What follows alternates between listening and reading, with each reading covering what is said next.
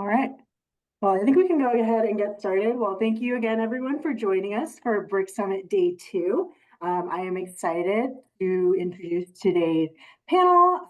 So I will hand it off to Rabia, who is the Senior Manager of Early Career Programs and Diversity Outreach at DreamWorks Animation. Thank you so much. Hi, everyone. It's morning at 10 a.m. over here in LA.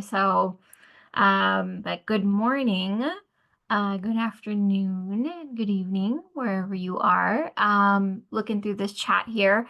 Um, it's so great to see all of you. My name is Rabia Abedin. I'm the Senior Manager of Early Career Programs at DreamWorks Animation, and I run a couple of different programs and have been doing this for quite a long time within my career in entertainment. Been with DreamWorks Animation specifically for about 6 years, and I run all the early career programs and manage that outreach for the studio. So if you have questions about things apart from just internships, I'm more than happy to answer that. Feel free to put it in the chat. But yes, use the Q&A function so that I can look at that and scroll through them and then try to answer as many as I can there. In the meantime, I would love for you all to put in the chat and just share a little bit about who you are. Are you in school? Are you studying a specific kind of discipline? It really kind of helps me to focus on what you guys want to hear about. I do have a presentation deck, and really it does not have to be specific to this animation industry. It can really apply to any industry, any search, any job search, internship search, etc. But I hope that you can kind of take away some nuggets of information and, peel back any sort of like mystery or stereotypes around the world of recruiting and getting your foot in the door for an internship or or job. So I see some people putting some more information about themselves in here. I see someone in high school. That's awesome. A couple folks in college, RISD, MFA, wonderful. Yeah, I don't see the Q&A function in here either, Sochi. So should they just put their questions in the chat? Yeah, if we could just do questions in the chat and I can start filtering through them. All right, awesome. Okay, recent grads, congratulations. BFA in animation, amazing. I love it. I love the high schoolers in the group. That's amazing. Awesome. Thank you guys for putting this in here. This is so helpful for me. Amazing. All right. Well, yes. So a lot of what I'm going to focus on for the purpose of dreaming big and landing an internship, it is going to focus on that internship piece of it. But I really did try to make it more general so that it's not really just specific to the studio that I represent. Again, you can really kind of follow along and apply this to any place that you apply to. I know some of you are graduating college or have graduated college already and are looking for entry-level opportunities, not internships. And so again, this can apply to that as well. All right, so I'm going to go ahead and share my screen here. And get this going. All right. Okay. So unfortunately, I can't see you all anymore, but that's okay. I'm gonna hop back in afterwards and try to leave time for questions at the end. So putting your best foot forward, what does that look like? Really quickly, so you are more familiar with what I do in my team. I oversee this small but mighty, amazing team. We are called Early Career Programs and Diversity Outreach here at DreamWorks Animation. And we've really evolved into this really great powerhouse and support all of the early career initiatives at the studio, as well as doing, managing the partnerships with organizations. An amazing one, in case in point, is BRIC Foundation. And we do that alongside many other organizations as well in bringing in talent from all walks of life into our studio. So for the purpose of today's conversation, we're going to discuss how to best position yourself. Again, I'm going to be talking a lot about internships, but I know that there's some recent grads in the room as well. So this again could apply to things beyond an internship and just can apply to a general job search as well. I am going to focus a little bit more on the roles and the different career paths that you can take on and within the world of animation and this industry. Um, and then looking at what key attributes and skills we seek after in our potential interns and new hires. So the world of animation, first and foremost, I want to say, I know a lot of you may be studying to become an artist or are artists, and maybe some of you aren't, and that's totally okay. I've been within my career trajectory has really been within HR and talent acquisition. I never thought that I would be in the world of animation, a decade ago.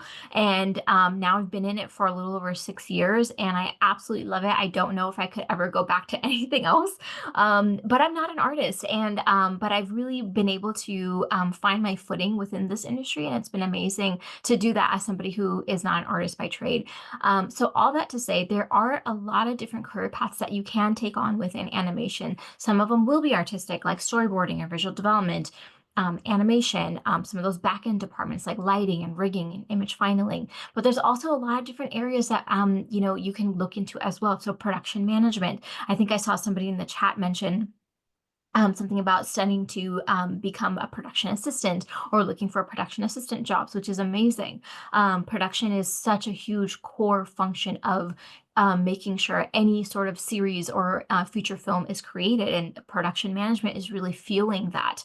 Um, Other areas like development, casting, talent relations, working directly with the talent, technical direction or software engineering. So more technical roles within the world of animation. If you're really interested between the intersection of technology and animation, to becoming a TD or looking into those TD type of career paths could be really, really interesting for you. If you love coding, but you also want to work with artists, that's an amazing career path to look at. Software engineering, our entire production software powerhouse here at our studio is a phenomenal department that is made up of technologists and software engineers who are helping to support and actually build and develop proprietary software within our studio that our artists use. And it's pretty incredible stuff that they're working on, super geniuses. And if you're interested or studying software engineering or computer science, even like software and hardware, there are opportunities in animation for you. And then other areas, so marketing, PR, accounting, finance, human resources, talent acquisition, events.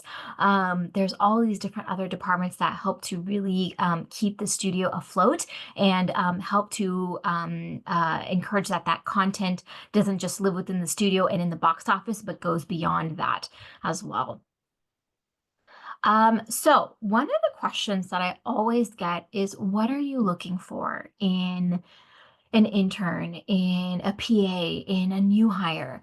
I have a full list. If you check out our early careers website on dreamworks.com/careers, we have a whole early career section, and we really talk about this on there. And this, I'm really just pulling it from it because I created this list a couple years ago, and it still holds true today, is when I'm doing my search and I'm looking for people to join my studio and specifically an early career program, I'm looking for people who have creativity.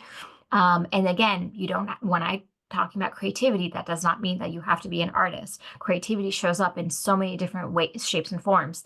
If it's an artistic role, obviously looking for that artistic talent. Do you have the portfolio and the things that we're looking for and the skill sets demonstrated within that portfolio for us to then consider you for that role? But more importantly, these soft skills of like being hungry to learn, being curious. We do not stop learning once we're done with school. We do not stop learning when we're 10 years out of school and been in the industry for that long, and we've been a veteran in the industry for 30, 40 years, right? We do not stop learning. And so that's something that we carry with us, especially in the culture of our studio, is we're constantly learning. As an artist, you have to constantly keep up to date and refresh your skill set. As a technologist, you have to constantly be on top of the latest technology and how it's going to adapt and how that's going to make the content change and look different and feel different. So staying hungry and staying curious. Are you coming into that job asking questions, pausing, forcing people to ask, like, why do you do it this way? It doesn't make sense to me. Can you please explain that, right? So showing that you're not just like an order taker, but that you're constantly like pushing people to think outside the box if that's your thing, or constantly questioning a process if it doesn't make sense to you, right? If you're hungry and curious, it's going to show up in these really amazing ways that's going to make your team around you, the people working with you, pause and reflect and have really meaningful conversations. Attention to detail. This really is a skill that it does not apply to just early career folks. This applies to really anybody. If you have an attention to detail, it's going to take you far because it means that nothing passes you by. That starts from the very beginning, right? When you're thinking about a resume and you're curating your resume, you're curating your LinkedIn profile. I know some of you are in high school and you're not there yet, so you can start thinking about it. I think for those of you who are in high school, you can start thinking about creating that resume once you've moved a little bit up into higher education and are in college and you're starting to get some work experience, on campus jobs, starting to get internships or starting to apply somewhere. Your first place, you got to have that document, that resume. You also probably should have a LinkedIn, right? And these places are very easy targets of places to have, grammatical errors or incomplete sentences, or you're listing your references on your LinkedIn or your resume, and you're spelling your references names wrong, right? You have to make sure that you have like that attention to detail starts right there before you even talk to somebody at the company that you're seeking a position at. And then in the workplace, it could look like that in a lot of different ways, right? In the communication that you're writing, in the emails, in the chats that you're messaging to other people, in the presentations that you're putting together and presenting. And then a positive attitude, right? I always tell anyone who comes through our doors at our studio, anyone that I'm working with or interacting with, that you must not only be good at your job, you must be good to work with, and be able to have a pleasant demeanor. So be good at what you do. Yes, anybody can get hired to do the job, but are they also good to work with, right? So having that positive attitude is going to go so far. And I think people really dismiss this of like, oh, okay, attitude, whatever. Yeah, like cool, I got that. But actually, it's so incredibly important. This can show up in so many different ways in your career throughout your lifetime. It could show up in your, college interviews, in your those job interviews, in when a recruiter picks up the phone to give you a call to learn more about you because you apply to a job and they see a fit. That attitude's they're gonna be looking for that over the phone, right? Like it starts at the very beginning. When you're networking with people and you just want to ask them for coffee and say, like, I would love to learn more about who you are, right? Like come to these conversations with a positive attitude. And that'll take you far. So not only do a good job, but be good to work with as well. Um, Being self-motivated, because you have to want it, right? You should not be coming into any role, whether it's an internship or a part-time sales job or working at a movie theater, etc. You have to show that you are motivated and self-motivated to be there, that you are not going to just stand around and wait and like hold your hands and wait for people to give you, the work on a silver platter, right? You have to be self-motivated enough to, like, again, be a part of conversations and meetings, raising your hand, asking questions. If you see something that doesn't make sense, you call it out and say, hey, I don't really understand this. Can you help me understand this, right? This can show up in the classroom, it could show up on the job, it could show up in an interview, so many different places. Again, I mentioned a lot of this already in my examples, but being unafraid to ask questions. This can definitely come with time, especially if you're introverted. I'm an introverted person myself, but over the years of, being on the job and being in this industry, it's really forced me to come out of my shell and be unafraid to ask questions. And I'm very fortunate at our studio, there is really no stupid question. People take the time to explain things to you, to walk you through something, for you to shadow that. Look, it's amazing. So I would also encourage you to find a place that does that, that does not shutter you down or shut you down when you are asking questions.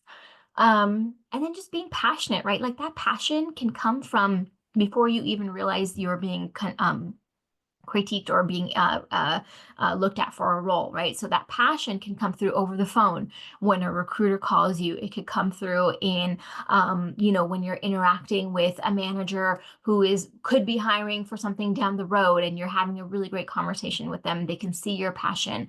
It can obviously come through in an interview. Like that's the best place to do that, is showcase your passion for the place that you're applying for, and show some gumption into, like, you've taken the research and the time to research and look into the place that you're applying to look into the person sitting across from you and look them up and do some homework before you actually get that time with them. So that passion can come in so many ways, but it's incredibly important to be passionate about the role that you're applying for. And then once you get that job and land that internship, that passion continues and it doesn't wane during your time. Putting your best foot forward. So what does that look like, right? So how do we position ourselves as a strong candidate? This again could be for any place, not just, this one specific studio, but for any place that you all are considering applying to in the future. You have to do your research on that place. The gone are the days where you submit resume after resume, just mass submitting everywhere, without a care or thought as to where your resume is going. You never know when somebody is going to see that resume and give you a call or reach out via email and say, hey, we'd love to chat with you. You have to be able to be ready for that conversation. So do your research for wherever you are applying to and apply with intentionality, right? There's nothing more frustrating than realizing that, a candidate that we may be speaking with has applied to everything under the sun, and they have really no like concept of like what we do or our content and our stories that we're putting out, or haven't taken the time to kind of research, the filmmakers that are here, or the stories that we're creating, or our latest, film release, so do your research, and understand the studio's cultures and values. And you could easily do that through their website, through their social media accounts. I think social media is such a great, fantastic way. You have everything at your fingertips already ready to go. And a lot of that social media is going to focus on that company's culture and their values. Tailoring your resume, I think we've heard this a lot all the time. And sometimes we apply it and sometimes we don't. We get lazy and like, that's okay. But here's what happens. So if you don't tailor your resume and your cover letter to the specific job or internship that you're applying to, I have seen this time and time again where somebody has applied and I see their work in the system, and I'm curious and I want to learn more about them. They look interesting. But I can tell immediately that they have used this resume, the same one. They have not tailored it to my studio or this job that I'm reviewing them for, but they've used that for every other studio. And sometimes they make the mistake of mentioning another company or another studio in their cover letter or in their objective at the top of their resume, right? Like, again, attention to detail, right? Going back to that attention to detail, pay attention to what you're submitting. And then Tailor your resume and cover letter to the specific internship that you're applying to. I guarantee you it will help you stand out. And if you're not doing it, your competition is. So the other people that are applying are going to be doing this and you're not, right? And so you don't want to be the person that's not doing it. So it's always, always, always best to have a cover letter and not need it.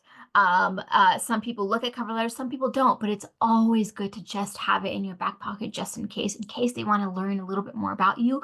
Your cover letter can do that. So it's better to have it and not need it than need it and not have it. There's been so many times where hiring managers have come to me and said, hey, like this person's interesting, but I see that they were like, they took a break in between this job and this job, and there's like a gap in between there, or like, they studied biology. And so I'm wondering why they are applying to animation, right? And so then they'll ask, like, do they have a cover letter? And so we'll go back and we'll take a look, and sometimes they don't.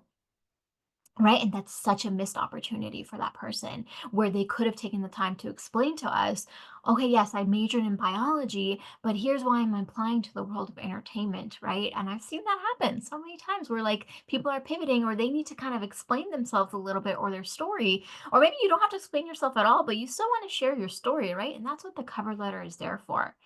Um, Showcasing your passion for animation by including relevant projects, internships, experiences. Now, if you don't have a prior studio experience in animation, that's okay. That's not what this is saying. You do not have to have prior experience. I firmly believe that you do not have to have prior experience to get an internship um, and have prior internship experience. Like internships are really for you to get that firsthand experience. However, it is up to you to kind of show to us that you are passionate about this industry, that you are passionate about the studio that you're applying to. And how do you do that if you don't have experience? Well, showcase relevant projects that you worked on. Maybe you worked on a short film with your friends on the weekends. Maybe you sought after a mentor informally, but you found somebody in the industry that you really admire. You reached out to them, you got a mentorship, and you're meeting every month. You can put that on your resume. Maybe you are a part of the BRIC Foundation and you attended the summit and you got to hear from different speakers and panels and sit in on webinars and talks. Put that on your resume. Like that to me is showcasing your passion for animation, your passion for this industry, and why you're applying to the job, right? And then, of course, once you get to that interview stage, you don't want to be caught off guard. You want to be ready, right? So practice your interviewing skills as you're applying, as you're maybe you're applying and maybe you're not hearing back at all, maybe you're not getting any bites, and you just kind of sit back and you're like, yeah, I'm just going to wait. I'm going to wait for when I hear back from somebody, and then I'm going to start doing my research. I'm going to start practicing, right? It's so crazy how fast and how quickly the recruitment process goes. And I'll actually have a slide about what that recruitment process looks like, but you need to be ready for that interview, right? You need to be ready for that phone screen when the recruiter calls you, to be able to pitch yourself. So key pieces here again: resume is your ticket into any industry. Make it count. Make sure it's done correctly. You have a cover letter, and then if you are an artist, have a portfolio. Making sure it's digital and it's organized and it's easy to navigate. Okay, so here it is. So here's the recruitment process, and I really want to take this and I hopefully after this you don't have too many questions about it, because I really want to walk you through what does the process look like once you've applied and what happens from there. Okay. So step one is you apply. So you submit your application, make sure you pay attention to the job description. There are so many people who do not pay attention to job descriptions and what they're asking for. Please read them. That job description is going to, hopefully, if it's written well, should answer a lot of the questions that you have about the job. If it's not answering any questions for you, then it's written horribly. And I'm so sorry about that. And that's on the recruiting team. But a good job description should be able to answer all the questions that you might have about the day-to-day of that job, about what they're looking for, and what they require when you apply. So there's going to be a responsibility section. that should cover the day to day. There's going to be under that a basic qualification section of like, here are things we're looking for that you should have. And then there's going to be a desired qualification section sometimes. Like, this is our nice to have. Like, if you have this, like, that's amazing. And we really love it. But we're not really saying that you have to have these skills in order to do the job. But if you have it, great. So those are the three like key categories that you want to be paying attention to. And then again, when you're tailoring your resume, when you're tailoring your cover letter, it should be kind of hitting upon those points, like the responsibility section. If you're meeting the basic qualification section, you should make sure that that's clear on your resume. From there, from once you apply, what's going to happen is recruiters review all those applications. They're checking for, are you meeting the qualifications of this job? Do you have any relevant experience? For internships, it's a little gray area. Sometimes, again, as an intern, you don't have to have, a strict relevant experience, but as you kind of enter the job market and you go out of entry level and then further and further up that corporate ladder, yes, your experience should definitely apply to the job. But as an intern, it's okay if you don't have, that real world experience, but we want to see what other skill sets you have. In any case, recruiters are going to be checking your application for qualifications, any relevant experience. They may be reviewing a portfolio based off of what type of artistic job it might be. And then from there, what we have is a screen. So this is the initial screen or a phone screen, which involves the recruiter setting up a call to learn more about you. It could be over the phone, it could be over videos. I know some companies do one or the other. Some companies are strictly over the phone, but you need to be ready for when you apply and for when that recruiter reaches out to you. Usually they'll reach out via email first and say, hey, saw your information. I would love to learn more about you. Can we set up a call to chat? Now, this initial screening is not the interview. However, it is extremely important part of the process. This is where your positive attitude comes through. This is where the research that you've done comes through. This is where your practicing of your interviewing comes through. You practiced your elevator pitch. You've practiced walking somebody through your resume at a very high level, practicing sharing your story and why you're applying to that job, right? That comes in step 2. So that initial screen is incredibly important. From there, the recruiter is then going to determine, does this fit with what the team is looking for this job? So it's going to be a yes or a no. If it's a yes, you're going to be moved on to the interview process in step 3 and 4. If it's a no, they're going to tell you shortly after, probably within the next day or two. And then I get a question at this point where like a lot of candidates will ask, like, what's the appropriate time to check in with my recruiter? I would say give them about a 1 week. If you have this phone screen and you don't hear back after a full week, I can say at that point, you should probably just check in and say, hey, had a great conversation. Would love to learn, if there's any kind of movement has been made on this role. So yes, if you do move forward and the recruiter does feel like, and the recruiter passes you on to the hiring team, and the hiring team says, yeah, you know what, we're actually really interested in this person. Um, we want to meet them. So then you're selected for that interview. And so then you go through the interview process, and the interview process can look different for any company. So you want to be able to ask to your recruiter, what does the interview process look like? Okay. So now this is the part where you have to really land it, right? And so the interview process can be, again, depending on the company, can be conducted virtually, online, or in person. It can include, depending on the type of job it is, a mix of behavioral questions. So, tell me about a time when this happened, or what would you do in this type of situation, right? Like those are behavioral questions. More technical questions could be for more technical roles. Situational questions to assess your skills, experiences, and the fit for that team and for that studio. Your interview could be 1 round of interviews, it could be 2 rounds, it could be 3 rounds. Now, for internships, I personally believe it shouldn't be in an insane amount of interviews that should be conducted for an internship. Now, other companies may disagree with that. At our studio, we do one round of interviews, and from there can kind of quickly decide who we want to move forward with. Now, in these interviews, again, if you are an artist, you may be asked to walk through your portfolio with them. You may be asked to show your demo reel, walk through your demo reel with them. They may have questions on it. You should be ready to answer those questions. And this allows that team to evaluate you based off of your artistic skills and your style. Again, this is specifically for those um, specifically artistic roles. Um, and then you're done with interviews. So what happens next? So once your interviews are completed, you do have to wait a little bit here. And this is like the agony, this is the agonizing part, right? Like you're waiting and you're waiting and trying to figure out like, did I do a good job? And you're kind of going through this like analysis phase of like, did I do well? What do they think? Oh my God, I'm not hearing back, right? Again, if you don't hear back, give your recruiter time. Your recruiter is going to be your main point of contact throughout this entire process, okay? Not the hiring team, not the people you interviewed with, but your recruiter. All right, so any questions that you have, it should go to the recruiter. Give the recruiter and the team time to complete all the interviews that they need to complete with all the other candidates that may be in play. That could take about a week. It could take about 2 weeks. Sometimes it takes more.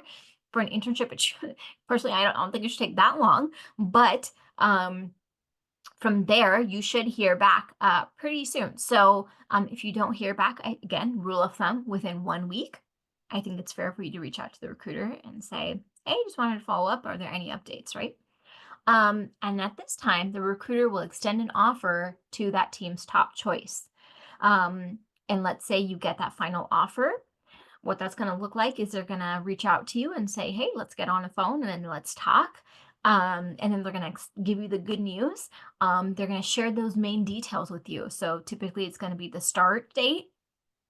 I put end date in here because especially if you're within an internship, you're going to probably have an end date. If you're going into a program, a trainee, an apprenticeship, etc., you're going to get your start date, you're going to get your end date. They're going to tell you the compensation, the benefits, if it's applicable to that role, and then any other relevant terms they want to go over with you. And then ask any questions. This is also a chance for you to ask any questions as well to your recruiter about the offer specifically. And then let's say everything sounds good, you like what you hear and you're excited and you have a bit of time. They should be able to give you a little bit of time to think it over if you need time to think it over. Or maybe you're so excited, you really wanted this so badly and this is what you've been working so hard for and you accept on the spot. And that's great too. So upon acceptance, they're like, great. Now you're going to be going through the onboarding process and starting to get a lot of communications and emails and things like that. So this is when you really need to be paying attention to your email inbox. You need to be paying attention to all the paperwork that might be sent to you. So this includes onboarding paperwork, orientation information, your new manager might be reaching out to you, etc. And so this is the time to really be making sure that you're on top of your communication, that you're available via email or phone, and that's the onboarding, and then you're hired. All right, so I went through the recruiting process. I'm sure there's more questions. I didn't go into too much detail about like resumes and cover letters. So if you guys have questions about that, more than happy to answer them. But from here, so where do we go from here? Now, a lot of you are fairly, green and early in your career, right? There's some high schoolers, there's some people in college, there's some recent grads. If you're thinking of like, okay, Rabia, well, I don't have any experience. Like, what am I supposed to do with that? So there's so many ways to get involved. Now, the fact that you're here today on a Saturday morning, morning for me, but on a Saturday and listening to these talks and being a part of the BRIC Summit tells me you're already doing just fine. You're in the right place. You're in the room with the right people, and you're involved with these amazing organizations. So BRIC Foundation obviously is one of them. Women in animation, Black in animated, Asians in animation. There's all these really amazing community organizations within this world of animation, which frankly, I don't see that replicated across every industry. So animation truly is that special. And so take advantage of that. If you're looking at like, okay, well, again, I'm applying and I'm applying and I'm not landing an internship anywhere. How am I supposed to get experience? How am I supposed to build up my resume? It's through community, it's through organizations like this, right? Volunteer with these folks. Get into a mentorship circle. Find your own mentor organically through your own like paths of networking. There's so many ways. Get your portfolio reviewed, right? There's so many ways of getting involved with organizations such as this one. I see a lot of folks also sleeping on the mentorship piece, right? Mentorships, I think having a mentor is like a life hack. Okay. This is somebody who's more experienced, who's lived a life that you are trying to get to that place, who may have a lot of answers to your questions, and you're it's hopefully somebody that you aspire to be one day. Like, you can choose obviously who your mentor is, right? Choose that person with intentionality and really ask for that time and build that relationship. Share your progress, share your ask for their feedback. Look at, some of your favorite content out there of like who would be your dream mentor, right? Like, look at your favorite content, look at the credits, like who are those people working on your favorite series or your favorite feature films, and who are you admiring, and like find their out their information and reach out to them. I think, again, we are so blessed to be in this industry where it's riddled with people who are so kind and open and so great with their time and giving back. A lot of them are educators and teachers as well, and so again, that's not, you don't see that in every industry as well, right? Like, I feel like that's so unique and special about animation. So find a mentor. You can volunteer. That's such a great way to get experience. There's all these amazing conferences that happen across the globe, but SIGGRAPH, one of them, Lightbox Expo, CTN, you name it. There's all these amazing industry specific volunteer opportunities that you can look into, to gain that experience, to gain those connections, to find those mentors there. And then, of course, there's free resources everywhere, right? Like webinars, podcasts, free animation rigs that you can work on, books out there that a lot of artists are probably going to tell you to go and read, right? So there's so many free resources out there for you to kind of start to gain more knowledge. Again, this is a perfect way to do more research, right? Um, and so there's so much out there that can help set you up for success. So I don't want you to feel like, oh, I have to land an internship in order to make it into this industry. Absolutely not. This presentation really is to show you the intricacies of the process of landing one, but it does not mean that you have to have one in order to get your foot in the door, right? It is a great place to do that, but if you can't, there's all these amazing resources here where you can do that and get your foot in the door through these other avenues as well. All right. So I want to leave some time. We got about 20 minutes left. Thank you all so much for listening to my spiel here. I'm going to stop sharing and come back into the chat here. So thank you guys so much for listening. And I do want to get to questions. So, Sochi, how should we do this? Yes. First of all, let me pin myself. Am I pinned? No, there we go. Okay. Well, thank you so much, Rabia. That was a incredible conversation, discussion, and I've just been seeing the chat, and it seems like a lot of people are getting so much great information from this, which is incredible. So you two are lovely BRIC volunteers who have been graciously helping me filter through all these questions. Nice. I so appreciate it. So I collected them in a doc, and I'm going to go through them, Rabia. And if you could just answer them, I think that's the best way that we can go about this. So somebody asked, I applied for DreamWorks's internship, I believe, or no, before the fellowship program was not accepted and did not get feedback as to why, and wanted to know what they could do differently, and if there's somebody that they could reach out to request feedback, if that's something that DreamWorks does. Yeah, so it's such a good question. First of all, thank you so much for applying and being persistent.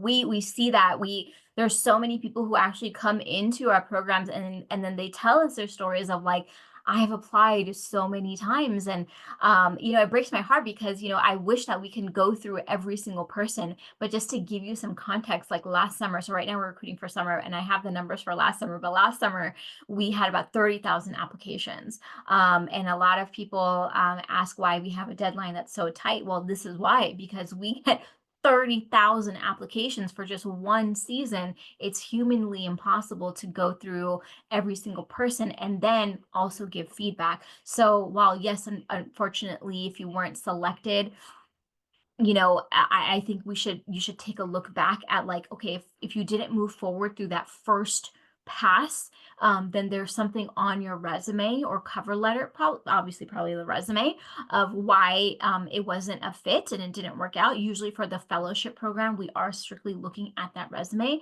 So maybe there was something in there that didn't have, maybe it wasn't relevant experience or it wasn't showcasing some passion of this industry or this studio the way others have showcased it. And so that's why you may have been overlooked, but I can't really say, and we can't unfortunately give feedback to every single person due to that volume.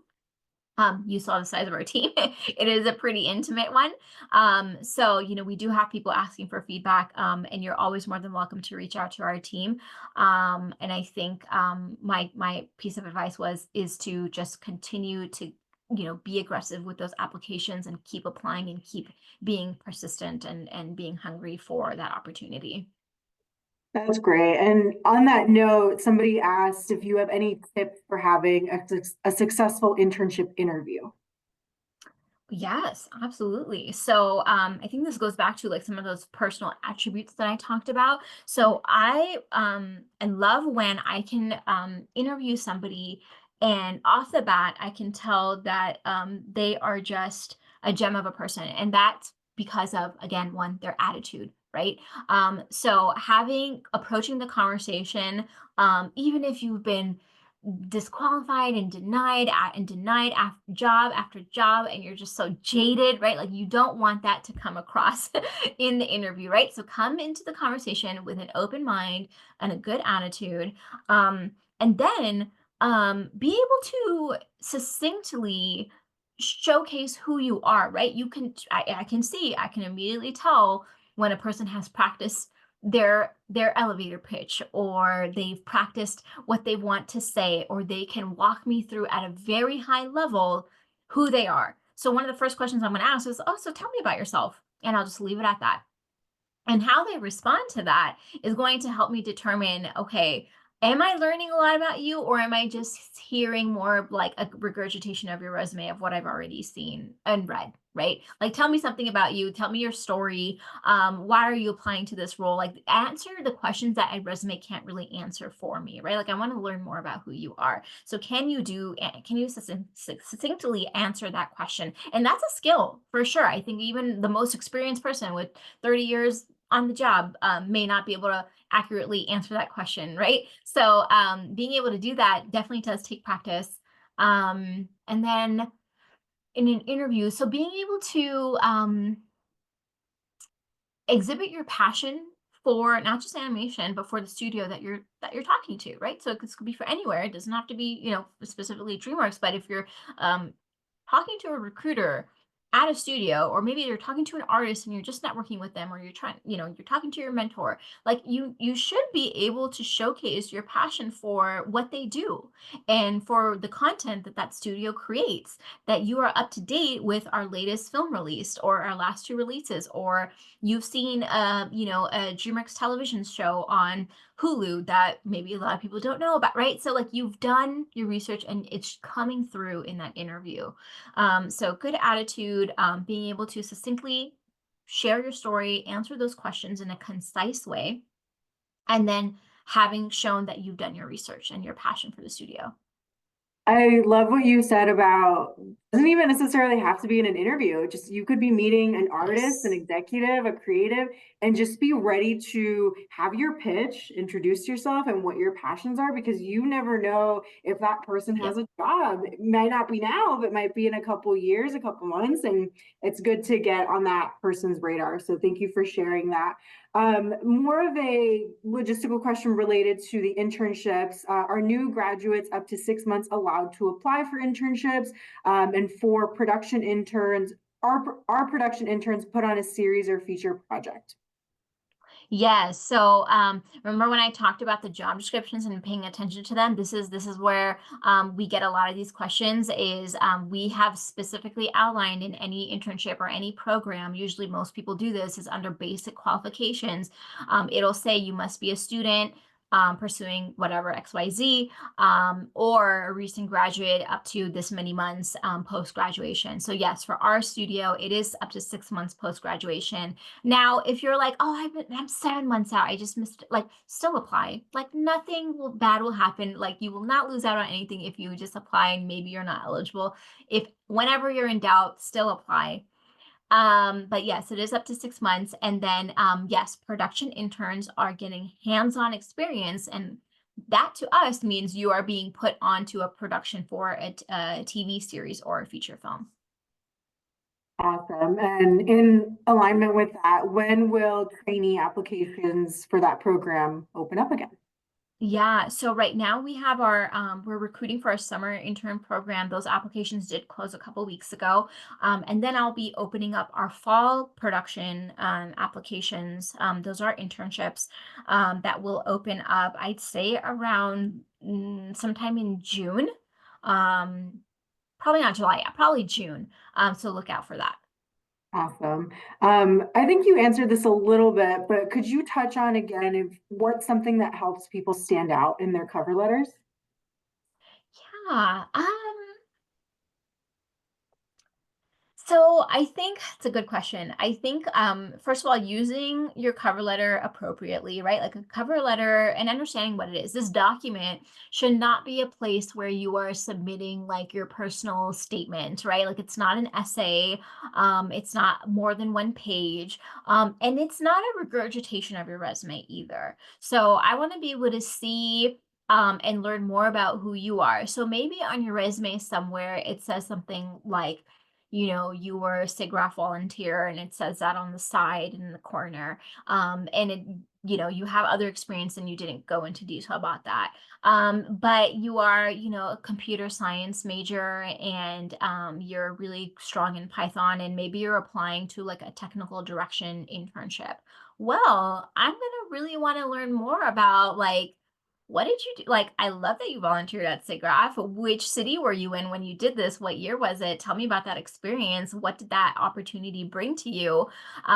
Who did you connect with, right? Like, you can kind of leverage the cover letter to share that story. Now that I'm just focusing on one small area of like a SIGGRAPH volunteerism as an example, but this could really be with anything, right? Like, you could talk about your short film project that you did and you want to expand upon that experience and why that experience leads you to have the relevant and meet the qualifications for a production internship, right? So it's a chance for you to elaborate and expand on why you should be considered based off of not just your resume, but of like other experiences that you've gained along the way. Maybe you've mentored with somebody at the studio that you're applying to, and you want the recruiting team to know that, but you didn't have a space on your resume to share that. The cover letter is a great place to do that. Maybe you change your majors. I have a fellow currently in my launch fellowship program, and she is a bio major from USC, and she kind of got stuck in that major. She tried to change into film halfway through and she wasn't able to for whatever reason, but she used her cover letter to tell her story. I wouldn't have been able to know what that story was, and the fact that like she was a bio major trying to break into the world of entertainment. That's not really a traditional path that bio majors would take, right? And so her cover letter really gave her the real estate and the space to share her story. So leverage it in the way that you feel is best, and just try to make sure it's not a regurgitation of your resume. Awesome. I want to shift to talking about portfolios because we got a couple questions about that. Yeah. Um, for a portfolio, should that be tailored to the specific internship occupation that they're applying, and how should it be organized? Absolutely, yes. So, one of the questions I get is, "Hey, what are you looking for in a portfolio?" And so I'm like, our answer will always be, "Well, it depends. What are you applying to? And what's your kind of discipline?" So if you are a modeler, I really hope that your portfolio should have, a modeling reel, a demo reel, or it has, a section of your modeling work, and I can click on that section and just look at all your models, and it should have, characters, and it should have environments, and etc. If you're an animator, and you're applying to an animator role, your portfolio should 1000% have an animation demo reel that should showcase the fundamentals of XYZ. And so it really depends on what your discipline is. So if you're a viz dev artist, I think I saw a couple people in the chat who are viz dev artists. Well, your viz dev portfolio should showcase your viz dev work. Maybe you've done some world building and you've created some worlds. So it should be showing your character design, some orthographics, maybe some environments that you worked on in backgrounds, maybe some characters interacting with their environment or background, some prop design. Maybe you've created some vehicles in your world that you've built, etc. But you've organized it also in a way that it's like very clear that, okay, all your character designs are here, or all your background work is here. Or if you don't want to organize it that way, you can organize it by project and by world you've built. So maybe you have your, I don't know, your take on Alice in Wonderland, and that's a project, and your take on the Nutcracker, and that's another project. And so I love it personally when visitive artists organize it by project, because I could see the world that you've built. At DreamWorks, we are a studio of world building. That's what we do. And so I love to see, these projects organized in a nice way. When I say organization, what we don't want to see is everything splattered on the homepage and it's just all there, and there's no organization, there's no like subcategories or tabs, right? Like, think about the user experience of when they're opening up your portfolio. Is it easy to navigate? Can they go to see what they want to see? Like, maybe you have your live figure drawings in one section, and maybe it's not relevant to what you're applying to, but if we want to look at it, we can, and we can click that button, and then it's going to open up another page, right? So that to me is organization. That actually leads me to another question. If you have any recommendations of software or websites that people should use for their housing their portfolios. Yeah.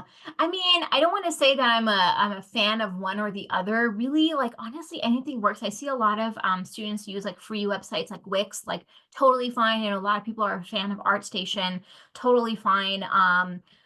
Some people will maybe pay $20 a month, or have some sort of subscription service and have a Squarespace or something like that. It might look a little bit more professional, or you could use a template or just create your own. There's a lot of free websites out there. So honestly, don't focus on those details. Focus on putting together a really great portfolio and having a website that allows you to do that. What that website is, it does not matter, as long as it's a portfolio that matches the job that you're applying to, right? So make sure that your portfolio demonstrates the skills needed for the job that you're applying to, um, and that it's organized.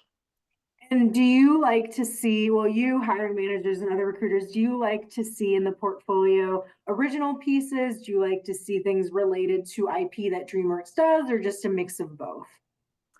Yeah, oh, it's such a hot topic. I do want to see original ideas. I think the studio does want to see your original personal styles, your original work. I think it's always wonderful to create your own take on, I've seen people create their own take on How to Train Your Dragon or Kung Fu Panda, or maybe it's, really you absolutely love, Alice in Wonderland, and you do your own take on that based off of your own like cultural experiences. Like, I think that's fantastic. Like, 1000%. Just don't make sure that you're providing something new. You're providing your own personal style when you're doing that, right? Same thing with fan art. I think it's always really cool to see your fan art. We love to see it, but when we are evaluating you for a job, we're gonna want to be able to see things beyond just the fan art or your work that's based off of our IP, right? You need to be able to come to the table with your own creative ideas.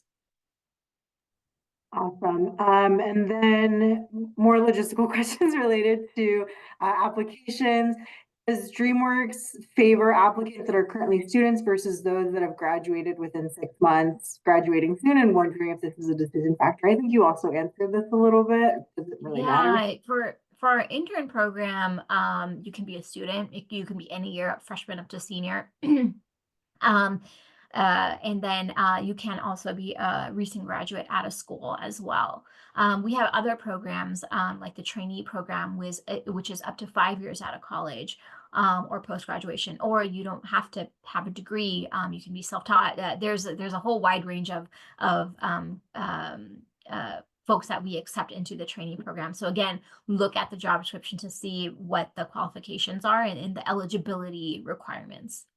Are you able to share how many applicants you get on average for your internship applications and traineeship?